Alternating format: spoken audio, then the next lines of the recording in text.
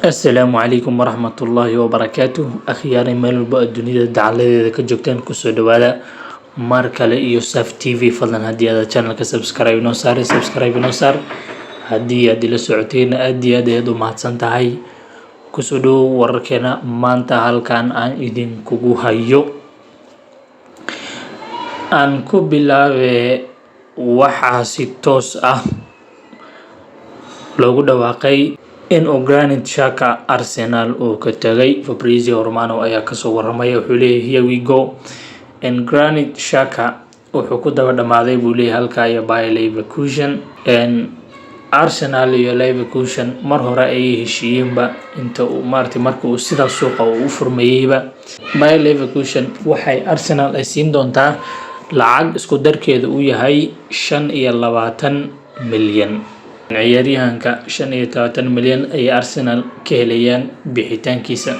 Bayer Leverkusen waxa ay siinaysaa Granit Xhaka 5 sano. Hadda waa 5 sano oo heshiis ah ayay siinaysaa Leverkusen. hase ahaatee ciyaaryahankan hadalkiisa aad baa hadalhayn la iskugu hayaa. Arsenal ciyaaryahankan sii deynta ay sii deynayso ma wax faa'iido ugu jirta mise khasaare ayay Arsenal ka faa'iiday ciyaaryahankan sii deynta ay sii daayeen. Dad badan Arsenal waxay leeyihiin Arsenal waxay ay waayeen quality.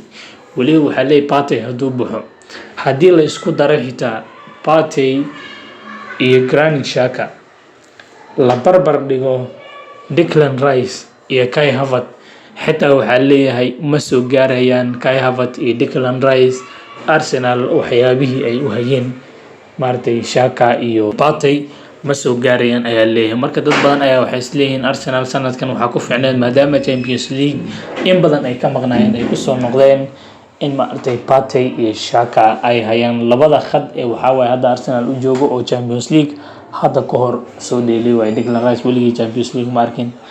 Romeo Lavia haddii la keenay sidoo kale. ciyaaryahanka kale ee soo raacaya Champions League soo arkay waa Jorginho. marka labada ciyaaryahan xataa mid inay reebato ayaa fiicneed ay leeyihiin dadka. Anyways, Granit Xhaka wuu baxay, ciyaaryahanka halka ayuu ku daba dhamaaday. sidoo kale Arsenal waxa ay heshiiskooda dhamaystirtay maanta laba ciyaaryahan oo marka horeba u joogay. ciyaaryahanka koowaad waa William Saliba. Arsenal ayuu saain ka soo waramayayba heshiis mar hore ayaa la gaaray in ciyaaryahanka uu soo noqdo oo waxaa la dhamaystiray ayaa la sugayay.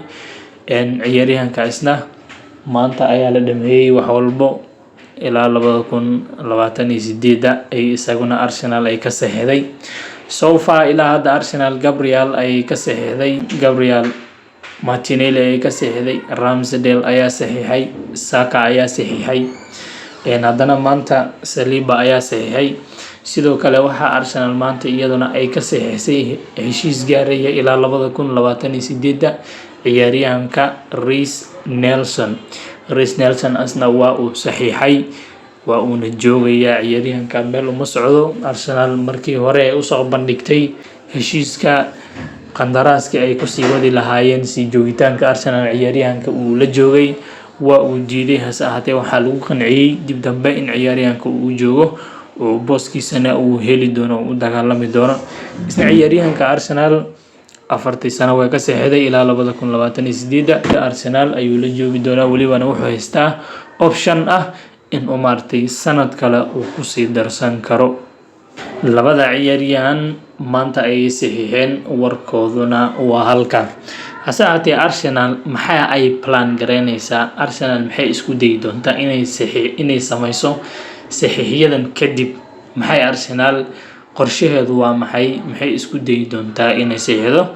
mar Fabrizio Romano la weydiiyay wuxuu yiri waxaan rajeynayaa Arsenal in ay xilligan ay ku mashquuli doonto in ay iibiso ciyaaryahano inay iibiso ayay isku dayi doontaa. ciyaaryahanada Arsenal ay ku mashquuli doonto inay clubka ay ka dirto waxaa kamid ah Nicolas Pepe, waxaa kamid ah Folarin Balogun, Albert Sambi Lokonga, Nuno Tavares and Cedric Soares. Inta ciyaaryahanba Arsenal wuxuu leeyahay waxaan u maleynayaa in ay maartay ay diri doonto ciyaaryahan.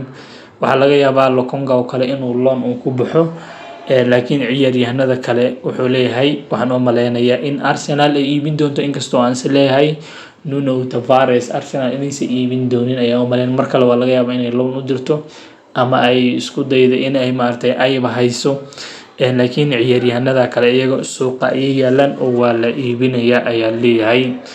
Marka Arsenal suuqeeda halka ayuu ku jiraa. Sidoo kale isna mar xilli dhow oo isna Arteta la wareysanayay ayaa wuxuu yiri way fiicnaan lahayd, aad bay u farxad noo gelin lahayd haddii aan saxiixi lahayn hal forward oo maartay dhinaca garab ah ama striker ah. Marka ciyaaryahan maartay forward Arsenal in ay saxiixdo waa laga yaabaa. Hasaatee akhyari wararkeena maanta waa naga intaa, wixii soo gudboonaado waa idinla soo wadaagi doonaa. Haddana waxaan idinkaga tegayaa sidaa nabadgelyo. Wassalaamu calaykum waraxmatullaahi wabarakaatuh.